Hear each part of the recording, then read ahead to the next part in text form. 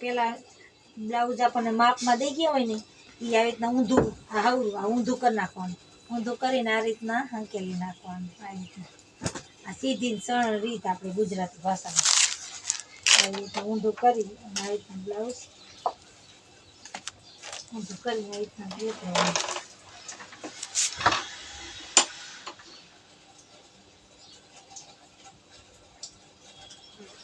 અંધારું પડશે.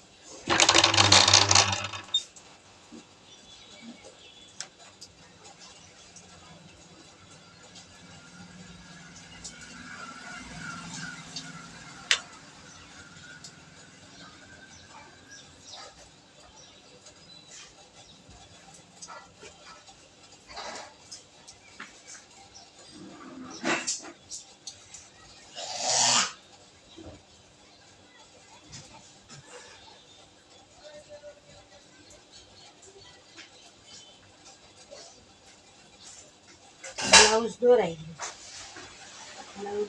હવે આપણે આપણી રીતના ટૂંકો કરી લેવાનો. આટલું દોરી આ મોટી ઉંમરવાળાના બ્લાઉઝ હોય એટલે આ રીતના કરવાના આવે. આ થઈ ગયો પાછળનો ભાગ.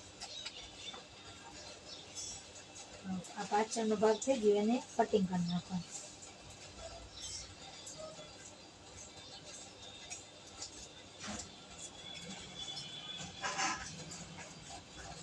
આખું બ્લાઉઝ બનાવવું હોય તો આ પાછળ ઉંમર આગળનો ભાગ.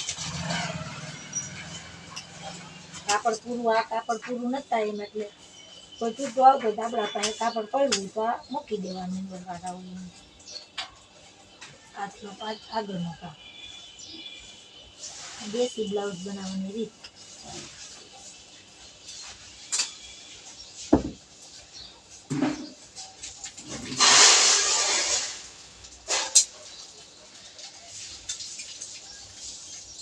કાપડ હોય તો ઉંમરવાળા આવે એને જરાક મદદ થઈ જાય એનું કામ બની જાય ને આપણું બની જાય. આ પાછળનું ભાગ. આ થઈ ગયું પાછળનું દોરું કમ્પ્લીટ. આગળ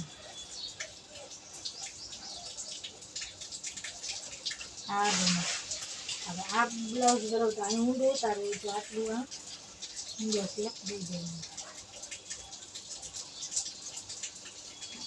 આ થઈ ગયું આગળ. અહીંયા ટક્સ લેવાનું. અહીંયા ટક્સ લેવાનું. અહીંયા લેવાનું. અહીંયા લેવાનું. અહીંયા આટલું ટક્સ લેવાનું. અહીંયા ખોલ પડી જાય બરાબર. ખોલ પડી જાય એટલે બ્લાઉઝ ઉંમરવાળાનું કમ્પ્લીટ. હવે બાઈ તો જાજુ કાપડ હે આમ બાઈ વેચાય.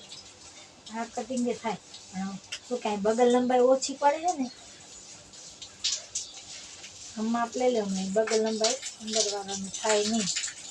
શરીર વધારે તો બગલે આટલું કાપડ જોઈએ તો આપણે આ રીતના કરવાનું પડે. ઠીક હતું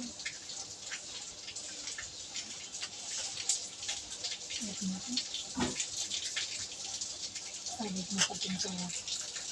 આમ માપ લઈ લેવું બાઈને. આ રીતનું બાપ આપણું એક વધી જાય.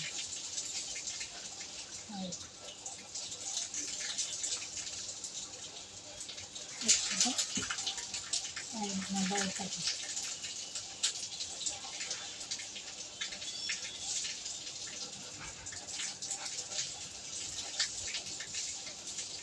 આ થઈ ગઈ બાય કમ્પ્લીટ.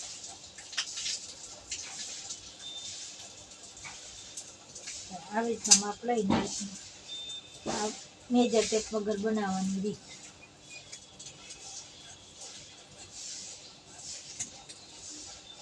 આ થઈ ગઈ બાય કમ્પ્લીટ. આ અંદરનો ભાગ ઊંડો ઉતરી જવાનો હતો. આપણી બાય reprint complete. Start. Vai, estou de olhar, estou falando para isso,